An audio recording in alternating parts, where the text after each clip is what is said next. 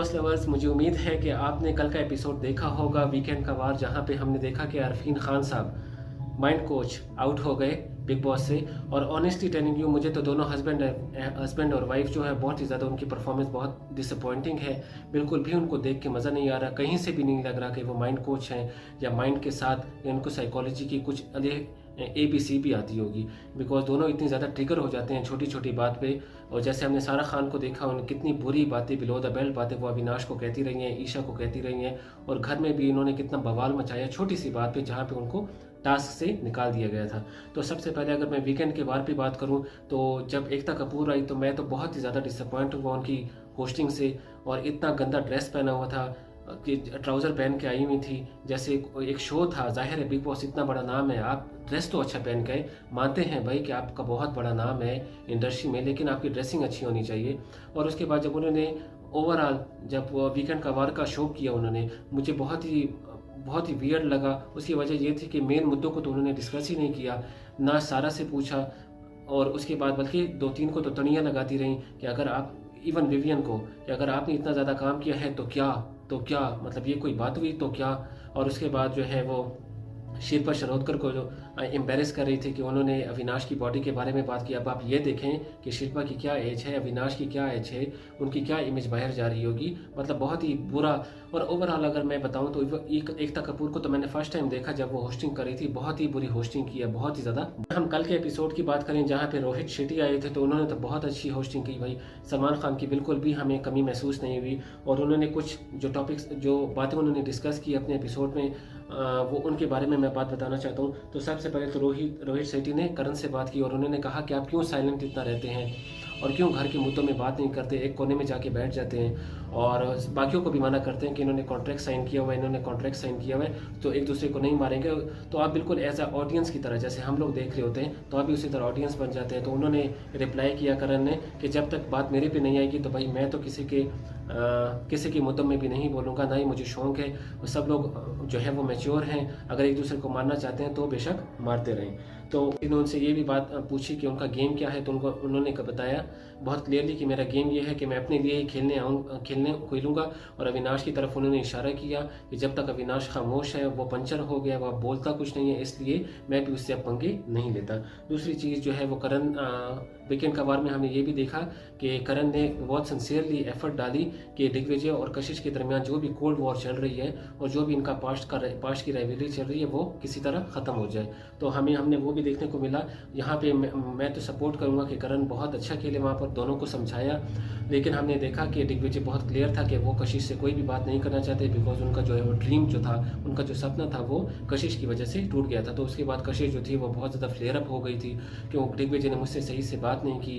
भाई आपसे कोई, आप इतना बुरा किसी से करें और उसके बाद आप एक्सपेक्ट करें कि वो आपसे बात भी करें, तो आप भी तो मेरे ख्याल में दिमाग से आप भी आउट हो था कि आप पहले आते ही तो आप लोगों ने प्रोमो में हमें ये दिखाया था कि हमारी बड़ी वॉर चल रही है और हमारी बड़ी राइवलरी है, लेकिन घर में आके हम लोगों ने कुछ भी ऐसा कुछ नहीं देखा आप लोगों पे, ना आप लोगों ने उस पास्ट के मुद्दे को दोबारा उठाया, ना उसको दोबारा डिस्कस किया। तो इन दोनों का यही कहना था कि हम लोगों ने कोशिश की, लेकिन आई थिंक कशिश ने ये कहा कि मैंने कोशिश की लेकिन दिग्विजय मुझसे बात नहीं करना चाहता। इसके बाद मैंने भी ऐसा ज़्यादा कोशिश नहीं की। फिर रोहित शेट्टी ने उनसे पूछा कि कहीं कोई स्क्रिप्टेड तो नहीं था आप लोगों का कि हम बाहर जाके ये कंट्रोवर्सी चलाएंगे, उसके बाद बिग बॉस में आ जाएंगे। तो दोनों ने तो कहा कि नहीं, हमारी कोई ऐसी इंटेंशन नहीं थी, लेकिन ऑनेस्टली टेलिंग मुझे तो लगता है कि ऐसी कोई इंटेंशन उनकी थी। उसके बाद रोहित शेट्टी सर ने रजत से भी पूछा कि वो इतनी ज़्यादा गालियाँ क्यों देते हैं और क्यों इतनी अब्यूजिव लैंग्वेज जो है वो यूज़ करते हैं विवियन को लेके। तो रजत दलाल ने भी यही कहा कि भाई मैं तो जहाँ से आता हूँ, मैं तो हम लोग रोज़ाना वहाँ पे गालियाँ देते रहते हैं, ये हमारा रोज़ का माहौल है, रोज़ का मामूल है, तो मैं तो देता रहूँगा। और उन्होंने इवन रोहित शेट्टी के सामने भी विवियन को 1-2 गालियाँ दे दी और उनको दोबारा से थ्रेटन कर दिया। और मैं तो ऑनेस्टली टेलिंग, अगर मैं आपको बताऊँ तो रजत दलाल तो ऐसा कुछ एग्रेसिव एटीट्यूड के साथ आया हुआ है जैसे बस यहाँ पे कोई मार धाड़ होगी और रेसलिंग का मैच होगा और हम एक दूसरे को पिन कर देंगे, कोई दिमाग का इस्तेमाल नहीं है ये सब कुछ। उसके बाद हमने सबसे मेन मुद्दे पे जो वीकेंड का वार में रोहित शेट्टी ने बात की वो सारा की लैंग्वेज पे बात की कि बहुत ज़्यादा उन्होंने बिलो द बेल्ट बातें की है। जितने भी उन्होंने एपिसोड में देखा, अविनाश के बारे में, ईशा के बारे में, इन दोनों के रिलेशन के बारे में, डायपर है, चूसनी है, ये है, क्या तुम उसके साथ वॉशरूम नहीं जाती, क्या तुम उसको डायपर पहनाती हो, तो वो उन पर भी बात की। जहाँ पे सारा ने कोशिश की कि वो खुद को डिफेंड करे, लेकिन रोहित शेट्टी ने कहा कि इसकी कोई जस्टिफिकेशन आप नहीं दे सकती, इतनी गंदी बातें आपने की है कि इवन अगर आप ये एपिसोड आकर देखेंगे तो आप खुद को पहचान नहीं पाएंगे कि मैंने कैसे बातें की है। सारा ने कोशिश की और उन्होंने बताया कि अविनाश मुझे हर वक्त ट्रिगर करता रहता है, ये तीनों मुझ पर हर वक्त हंसते रहते हैं। इवन देन रोहित शेट्टी ने उनको कहा कि आप उनके साथ लड़ाई करें, आप माइंड गेम्स खेलें, लेकिन आप ये नहीं कर सकते कि आप इतना बिलो द बेल्ट चली जाएं कि आप डाइपर पे आ जाए, चूसनी पे आ जाए। ये सारी बातें बहुत ज़्यादा बिलो द बेल्ट थी। और उन्होंने रोहित शेट्टी सर ने इस पूरे जब ये इंसिडेंट हो रहा था तो शिल्पा शिरोडकर ने बहुत ज़्यादा कोशिश की थी सारा को समझाने की। इवन सारा तो इतना एक एक्स्ट्रा माइल चली गई थी कि वो खुद को सेल्फ हर्ट भी करने लग गई थी। तो उस चीज़ को भी रोहित शेट्टी ने एक्नॉलेज किया कि शिल्पा ने बहुत ज़्यादा यहाँ पे एक अच्छे एल्डरली से बड़े लोग जो हैं वो एक मसले को सॉल्व करने की कोशिश करते हैं, तो शिल्पा ने वो अपना एक रूप दिखाया वहाँ पर, और एक बड़े की होने की बहुत ज़्यादा ज़रूरत थी उस वक्त भी।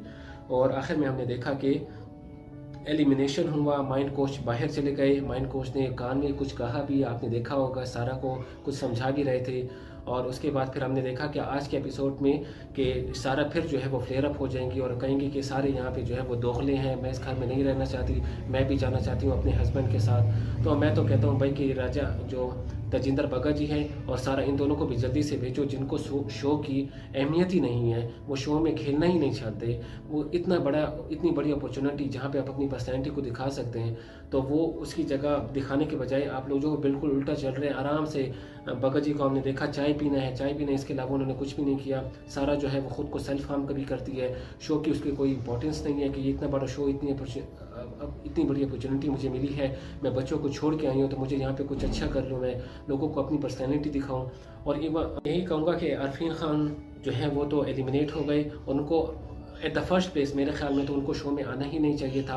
और इतनी बड़ी अगर उनकी फ़ैन फॉलोइंग है, जहाँ जिनके लिए ऋतिक रोशन बोलेंगे, जिनके लिए भूमि बोलेंगी, जिनको रोहित शेट्टी इवन कहते हैं कि मैं इनको पर्सनली जानता हूँ, वो इन दोनों की इतनी बुरी परफॉर्मेंस है, तो आकर मेरे ख्याल में उन्होंने बहुत ही बुरा डिसीजन लिया, आना ही नहीं चाहिए था फर्स्ट प्लेस पे इनको, क्योंकि इनका टेम्परामेंट का बहुत ज़्यादा इशू है, ये किसी की बात ही नहीं सुनते। हमने इवन अरफीन खान को तो ये भी करते हुए देखा कि उन्होंने बिग बॉस सलमान खान से भी बहुत ज़्यादा मिसबिहेव किया। जब सलमान खान ने उनसे पूछा था वीकेंड का वार में कि आप किसी के नहीं सुनते अपने बिजनेस में या आपका जो भी प्रोफेशन है, तो उन्होंने कहा कि नहीं, हम अपने क्लाइंट्स की कोई बात नहीं सुनते। तो बिल्कुल इलॉजिकल लगी मुझे उनकी बातें, पता नहीं कैसे माइंड कोच है, कहाँ से इनको इतनी सक्सेस मिल रही है। इन दोनों को तो खुद जो है वो माइंड कोच की ज़रूरत है। और इवन अरफीन खान ने तो ये खुद भी कहा था कि मैं इस घर में आकर मैं इतना को पागल हो चुका हूँ कि मुझे अब खुद माइंड कोच की ज़रूरत है। तो ये था वीकेंड का वार। आप क्या एक्सपेक्ट करते हैं? अच्छा हुआ अरफीन खान गए, सारा को भी जाना चाहिए था कि नहीं जब वो इतनी वायलेंट हो गई थी? ओपिनियन मुझे कमेंट सेक्शन में ज़रूर बताएं। अगर आपको ये वीडियो इन्फॉर्मेटिव लगी, इंटरेस्टिंग लगी, तो मेरे चैनल को भी सब्सक्राइब करें।